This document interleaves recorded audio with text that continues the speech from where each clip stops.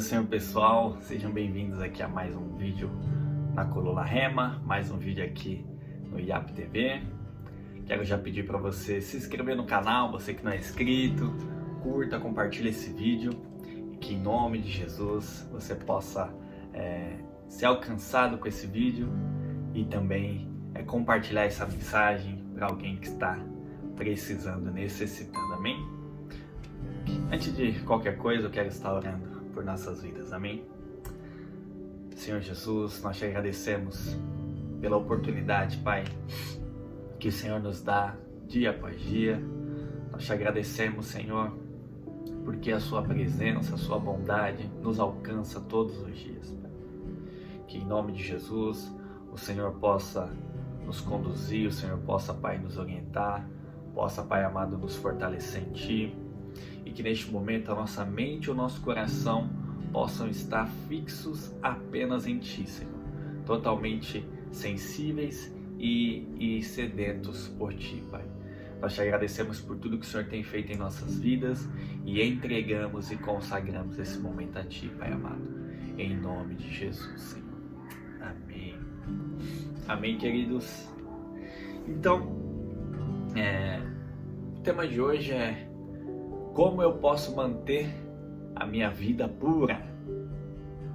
Queridos, diante do atual momento que nós temos vivido, um tempo muito difícil em questão de ideologias, difícil em questão de valores que têm se perdido, valores que têm sido distorcidos, valores que têm saído totalmente daquilo que Deus determinou em sua palavra, daquilo que Deus determinou para as nossas vidas, daquilo que nós aprendemos e cremos que é o certo, que é aquilo que é bênção, que é aquilo que Deus espera e quer da humanidade.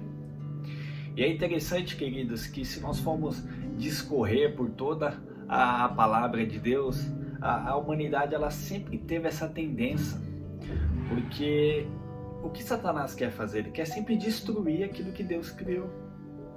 Satanás quer sempre acabar com a criação de Deus. Então, desde lá do Éden, Deus criou algo, Deus determinou certas coisas, Deus já estabeleceu certos valores e Satanás vem destruindo, Satanás vem distorcendo. Então, Deus criou o homem e a sua imagem e semelhança, e do homem criou a mulher. E ali no Éden não existia o pecado, ali em Adão e Eva não existia a maldade, não existia nada. E Satanás conseguiu o quê? Incluir o pecado aí no meio. Conseguiu enganar, fazer o seu papel. O papel dele é o enganador, o acusador. E aí então ele já começou ali a tentar distorcer aquilo que Deus criou. E ao longo da história bíblica e também da história por um completo, até a história pós-bíblica e até mesmo agora na nossa história contemporânea, Satanás quer e busca e está destruindo e invertendo os valores que Deus estabeleceu. Então, queridos, depois da queda do homem lá no Éden, a terra passou por um momento terrível. Talvez a gente não consiga imaginar o nível de maldade, de pecado que havia aqui nessa terra, a ponto de Deus então decidir mandar o dilúvio e destruir com tudo. Já parou para pensar que para Deus chegar nesse nível de enviar um dilúvio para destruir aquilo que Ele tinha criado, é porque tudo estava distorcido, tudo estava já destruído. Na verdade, Ele queria era purificar, porque Satanás já tinha destruído aquilo que Ele tinha criado. E o dilúvio foi a forma que Deus fez para lavar mesmo a terra, né? Até interessante Ele ter usado as águas. Deus precisava lavar a terra. de toda a maldade, todo o pecado e tudo aquilo que ocorria aqui. E então ele encontra em Noé um homem justo. É interessante que então Deus vê em Noé um homem ainda puro, um homem justo, um homem ainda que guardava os estatutos de Deus, guardava aquilo que Deus tinha determinado. E Deus falou assim: de Noé então eu vou repovoar a terra, de Noé então eu vou dar uma nova chance para a humanidade. Com certeza ficou melhor do que estava antes, mas a gente sabe que depois que os povos vão se espalhando, as coisas começam Satanás começa de novo a distorcer certas coisas.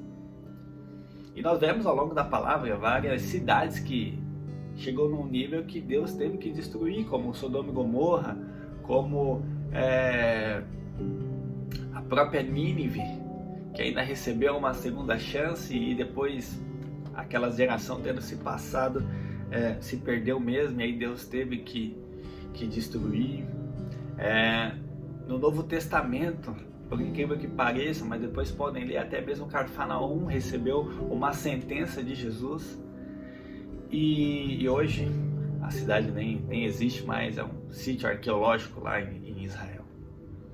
Por que eu estou contando essas histórias bíblicas? Para exemplificar que ao longo da história, Deus estabeleceu o que é o certo e o errado. Deus estabeleceu aquilo que é o padrão dele, que Satanás vem sempre deturpando. O que nós vemos hoje não é novidade.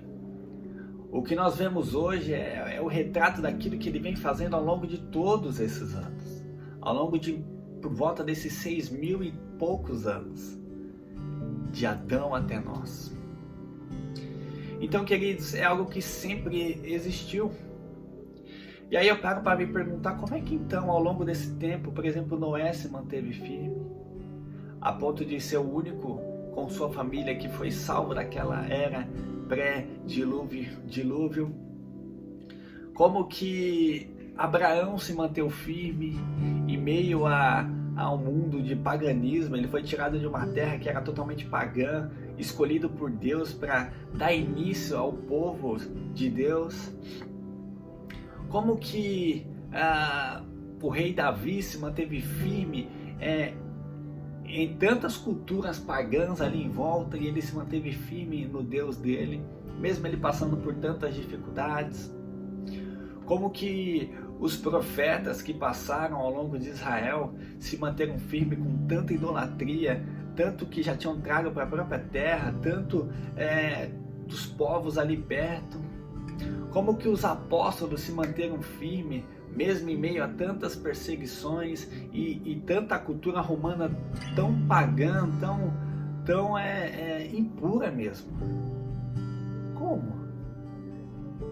Como depois da era bíblica, muitos grandes homens e mulheres de Deus foram se levantando em meio a sociedades tão distorcidas, sociedades tão malvadas, e foram se mantendo firmes naquilo que Deus tem, naquilo que Deus quer? E aí, queridos, a resposta é aquilo que nós precisamos hoje em meio à cultura que nós estamos vivendo. Uma cultura onde eu nem preciso citar muitas coisas, mas nós estamos vendo a distorção absurda de valores que está tendo. Onde o temor e respeito pelo nosso Deus e pela palavra dele tem sido perdida.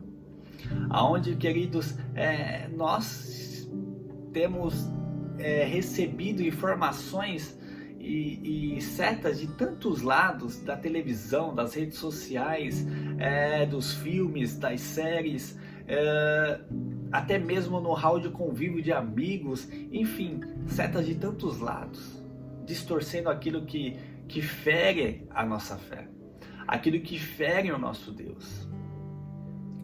E, queridos, a resposta está lá no Salmo 119, versículo 9 até o 16, diz assim: Como purificará o jovem o seu caminho?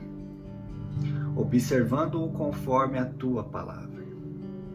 Queridos, vamos trocar o jovem aqui pelo seu nome. Ai, Lucas, eu não sou jovem mais. Todos nós somos jovens em Deus. Coloca o seu nome. Por exemplo, como eu, Lucas, purificarei o meu caminho? Observando-o conforme a tua palavra. Ou seja, eu, Lucas, vou purificar o meu caminho, a minha caminhada, quando eu estiver observando ela, realizando ela, conforme a palavra de Deus. Então, o versículo 10 diz: de todo o meu coração te busquei. Não me deixes desviar dos teus mandamentos. Escondi a tua palavra no meu coração, para que eu não pecar contra ti. Bendito és tu, ó Senhor. Ensina-me os teus estatutos. Com os meus lábios declararei todos os juízos da tua boca. Folgo mais com o caminho dos teus testemunhos do que todas as riquezas.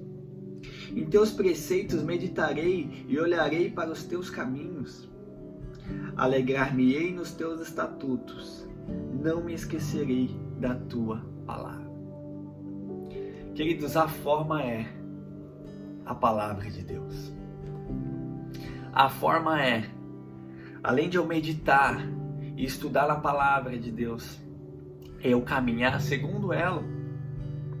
O que traz transformação não é apenas eu ler esse versículo, é esse versículo lindo, esse verso que eu gosto muito.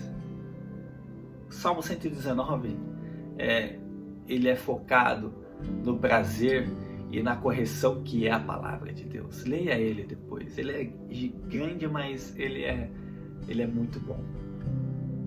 E o segredo é agir conforme a palavra tem me ensinado. Então, diante das situações que hoje o mundo me apresenta, a minha ação tem que ser conforme a palavra de Deus. E eu já vou te dizer que, não vou dizer em 100% dos casos, mas na nossa atualidade, em uma boa parte dos casos, o que o mundo pede para você fazer é totalmente o contrário do que a palavra diz para você fazer. E é dessa forma que a gente vai ir purificando o nosso caminho. É dessa forma que a gente vai sendo transformado por Deus, agindo conforme Ele quer.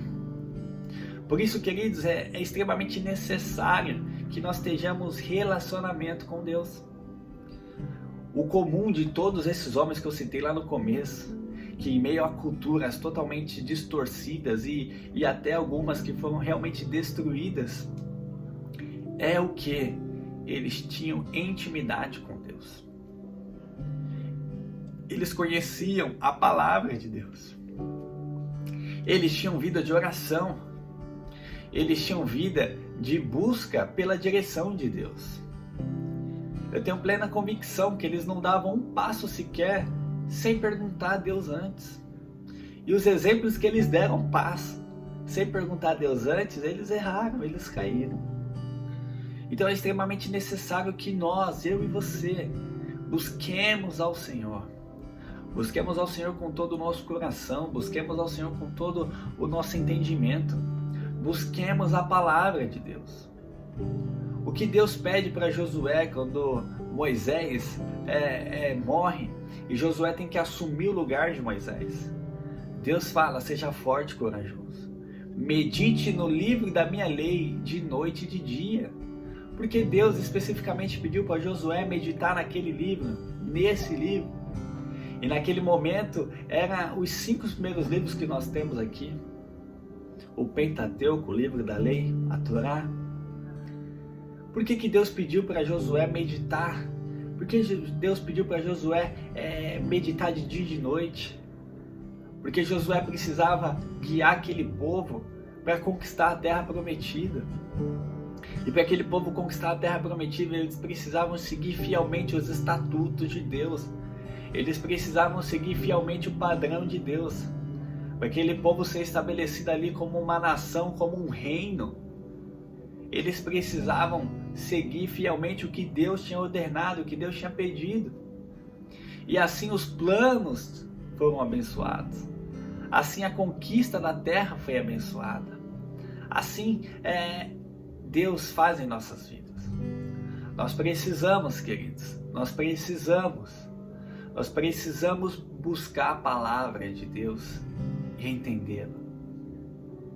E ao contrário que muitos dizem por aí, queridos, a palavra de Deus ela é uniforme. Ela por completo fala conosco. Ela não se contradiz. Ela não tem erro. A palavra de Deus ela nos ensina o que é o certo e o que é o errado. Ela nos dá a resposta no meio da nossa angústia, daquilo que nós temos que fazer ou não. Ela nos guia no meio de um mundo de perversão, para aquilo que eu devo fazer ou não devo fazer. Mas nós precisamos ler.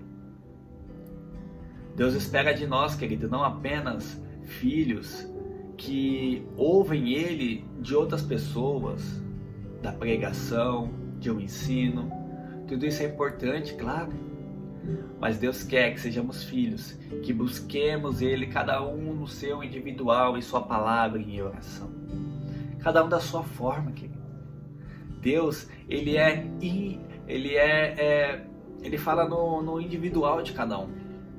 Ele respeita o ritmo e o nível de cada um. Deus é tão belo, Deus é tão bom, que Ele sabe a nossa forma que iremos entender aquilo que vem dEle. Mas nós temos que tomar essa posição, nós temos que buscar, nós temos que orar. Lucas, eu não entendo muito bem a palavra, queridos, lê. Ore antes, fale, Espírito Santo, eu sei que Tu habitas em mim. Por isso me ajude a entender essa palavra e aquilo que o Senhor quer me ensinar hoje. E leia. E se for necessário, releia. E se for necessário, releia. Mas vá com o coração aberto para aquilo que o Senhor quer ministrar, e quer te falar e quer dar um direcionamento. Às vezes você precisa tomar uma atitude. E você, às vezes, fica martelando, o que eu faço, Quando é só abrir a palavra e falar, Senhor, o que eu devo fazer? E eu sei que o Senhor vai te guiar na palavra dEle. Eu sei que o Senhor vai te trazer à memória até algo que você já ouviu de alguém e vai procurar aqui e vai ser edificado e transformado. Eu oro para que cada um de nós possamos crescer em intimidade com o Senhor, crescer em intimidade com a palavra de Deus. Porque nós vemos aqui pela palavra que a forma de nos mantermos puros em meio a um mundo que está um caos é vivendo de acordo com a palavra dele. E para eu viver de acordo com a palavra dele, eu preciso conhecê-lo, amém? Queridos, feche seus olhos e vamos estar orando. Senhor, em nome de Jesus, Pai, nós te agradecemos porque a sua palavra tem poder, a sua palavra nos cura, a sua palavra nos transforma, a sua palavra nos restaura, Pai. Eu creio, Senhor, que a sua palavra tem capacidade, Pai, de mudar a nossa mente pecaminosa. A sua palavra, Pai amado, tem o poder de transformar a forma que eu penso, a forma que eu ajo. Por isso, Senhor, nos ajude a buscá-la de noite e de dia. Nos ajude a ter um desejo especial pela sua palavra. Nos ajude a ter um desejo especial, Pai amado, pelo teu evangelho. Nos ajude a meditar, a buscar, a orar e a permitir com que o Senhor nos transforme pela sua palavra. Porque estamos vivendo tempos difíceis, estamos vivendo, Pai amado, tempos onde os teus valores têm sido feridos. E nós não podemos nos amoldar ao padrão desse mundo, mas o Senhor mesmo disse para não nos amoldarmos no padrão desse mundo. E ao invés disso, renovar a nossa mente. E só vamos conseguir isso, Pai, se for mediante a Tua palavra e o Teu Evangelho. Por isso, Pai amado, nos ajude, em nome de Jesus. Meu querido, Deus abençoe, leia a palavra de Deus, medite sobre o Salmo 119 todo. Olha só que interessante, se você não sabe o que ler na palavra, leia o Salmo 119. Dá para você dividir ele em 22 dias, queridos. Porque o Salmo 119, ele é dividido em 22 estrofes de 8 versos. Então você vai ler ali 8 versos por dia, meditar nesses 8 versos, orar em cima desses 8 versos. E assim, ó, tem praticamente um mês de leitura e eu creio que Deus vai falar muito ao seu coração, viu? Deus abençoe e até o próximo Rema.